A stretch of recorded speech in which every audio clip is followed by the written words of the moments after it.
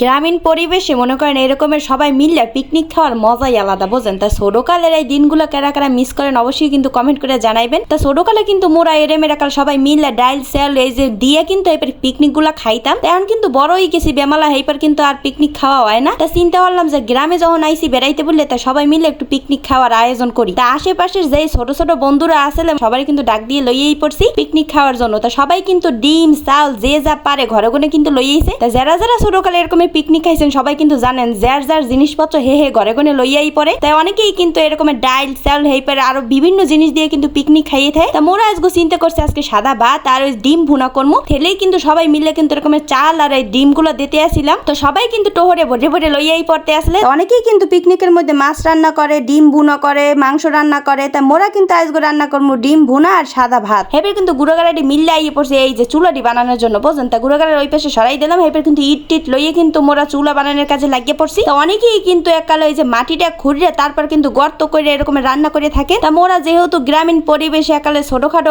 একালে পিকনিকের আয়োজন করছে কিন্তু ইট দিয়ে কিন্তু রান্নার কাজ চালাই দেবো। তা রান্নাটা করতে হইলে তো অবশ্যই দাঁড় লাগবে, বোঝেন। তাহলে কিন্তু মোরা আবার সবাই মিলে লাগিয়ে পড়লাম এই যে দাঁড় খুঁজতে বললে, বোঝেন। তা এই যে পাইয়ে গেছি লাঠি সোটা, তবে এটি কিন্তু আস্তে আস্তে ছোট ছোট করে কিন্তু মোরা গোছাই লইছি। তো সবাই মিলে কিন্তু এইভাবে পিকনিক খাইলে মজাই মনে করেন লাগে, বোঝেন। তা ছোট ছোট গুড়ে করে মনে করেন একাল ফুলের মতো ফুটে রয়েছে। সবাই কিন্তু চারপাশে মোরে ঘিরে ধরছে যে আপু কেমনে রান্না করে হেঁটে দেখবে। তো ওরা কিন্তু দোয়ার লোক একাল চাইতে পারেনি। কইলাম যে তোর ওই পাশে যা গুঁড়ো করে একালে হেনে কিন্তু থাকতে পারবি না, চোখ কিন্তু জ্বলাইবে। তো ওই পাশে পাঠাই দিলাম, হ্যাপার কিন্তু যায় না, বোঝেন। তা দেখবে কেমনে কি রান্দি টান্দি, বোঝেন। এইসব ছোট ছোট গুঁড়ো করে আনন্দ দেখতে কিন্তু ভালোই লাগে। এগুলো দেখে কাদের একাল ছোটবেলার কথা মনে পড়ে যায় অবশ্যই কিন্তু কমেন্ট করে জানাইবেন। আর সবাই কিন্তু এরকমের সুযোগ পাইলে গ্রামে যাই কিন্তু এরকম পিকনিক খাওয়ার আয়োজন করবে। তাইলে কিন্তু আশেপাশে ছোট ছোট বাচ্চাগুলোও শিখতে পারবে যে আসলে আগের দিনে মানুষ কত মজা করছে। এখন তো এগুলো দেখাই যায় না, মনে করেন পিকনিক কেউ খাইতেই চায় না, কয় যে এগুলো ভালো লাগে না, মনে করেন সময় পায় না, ফোন টেপাটেপি করতে করতেই সময় জাগে পিকনিক খাই কোন কালে। মোরা আগের দিনের কথা চিন্তা করি কিন্তু আজকে পিকনিকের আয়োজনটা করছি। প্রথমে তো সিদ্ধ করে হাইপে মনে করেন সারাটা সারাই ডিমের হাইপে কিন্তু এরকম ভাজ্যা লইতে আসলাম। তা দেখেন কড়াইটা কেমন দোল খাইতে আছে, আসলে ওই যে ইটগুলা ভালোভাবে বসে নাই। তা বউ কার না বউ মনে করেন রান্না করতে পারলেই হয়, বোঝেন। তো বউ লাগবে না। হেবে কিন্তু এই যে ডিম ভাজার তেলটা আছে হেঁটে দিয়ে কিন্তু একাল মশলাটা কষাই লমু। তা ডিমের মধ্যে কিন্তু আবার এই যে আলু ছোট ছোট করে কিন্তু ফাল ফাল করে কিন্তু একাল ভুনা ভুনা করে লমু। তা আলু দিলে একটু তরকারিটা বাড়বে, বোঝেন। হেলে কিন্তু ডিম ভুনার মধ্যে আলুটা দিয়ে লইছি। তা মশলাপাতি দিয়ে কিন্তু সুন্দর মতো করে জাল জ্বালাইতে আসলাম। তা জালগুলা কিন্তু এত ভালো ভালো জলছে। তাই এই যে ডিমটা ভুনা করার জন্য যে যে মশলাপাতি দরকার সব কিন্তু দিয়ে লইছি। এইপরে কিন্তু এই যে আলুগুলো ছোট ছোট করে যে পিস পিস করছিলাম এগুলো কিন্তু দিয়ে লইছি। এইপরে কিন্তু ডিম ভাজিগুলো দিয়ে লইলাম। তা ডিমটা ভুনা করতে আসলাম। আবার অনেকে কইতে পারেন যে হুদা ডিম খাওয়াইবেন গুড়াগাড়ারে। তা পিকনিক খাওয়ার মজাই হয়েছে এগুলা, বোঝেন। ছোটখাটো জিনিস দিয়ে রান্না বান্না করা। অনেকে তো শাক পাতা ভাজিও পিকনিক খায়। তা পিকনিক খাইলে যে মাংস দিয়ে খাইতে হবে এমন কোনো কথা না। তা মগো যে সামর্থ্য আছে মোরা হেই দিয়ে করার চেষ্টা করতে আসছিলাম। এগুলি হয়েছে আনন্দ, বোঝেন। তাই ডিম ভুনা করলেও কিন্তু সবাই মিলে খাইলে কিন্তু অনেক মজা লাগে। দেখেন হইয়া গেছে কিন্তু আজকে মগো ডিম ভুনা। তা ডিম ভুনার কালারটা দেখিয়ে বোঝা যাইতেছে যে কতটা মজা হয়েছে। তা সবারই কিন্তু এককালে ডাক দিয়ে লইয়াই পড়ছি